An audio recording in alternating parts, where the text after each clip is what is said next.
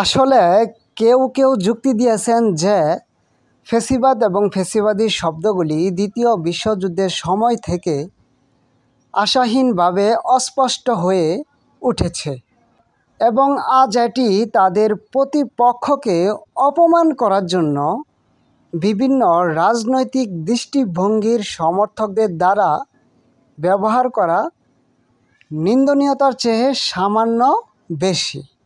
Fascist শব্দটি কখনো কখনো এমন ব্যক্তি, প্রতিষ্ঠান বা গোষ্ঠীকে অপমান করতে ব্যবহৃত হয় যারা নিজেদেরকে আদর্শগতভাবে ফ্যাসিবাদী হিসেবে বর্ণনা করে না এবং এটি শব্দের আনুষ্ঠানিক সংজ্ঞার মধ্যে নাও পড়তে পারে।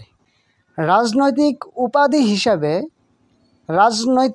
উপাধি হিসাবে ব্যক্তি স্বাধীনতার, সরকারি দমনের সাধারণ আদর্শের উপর জোর দেওয়ার জন্য ফ্যাসিবাদীকে কর্তৃত্ব বিরোধী অর্থে ব্যবহার করা হয়েছে। এই অর্থে ফ্যাসিস্ট শব্দের অর্থ হল নিপীড়ক, অসহিষ্ণু, অরাজকতাবাদী, গণহত্যাবাদী, স্বৈরাচারী, বর্ণবাদী বা আক্রমণাত্মক।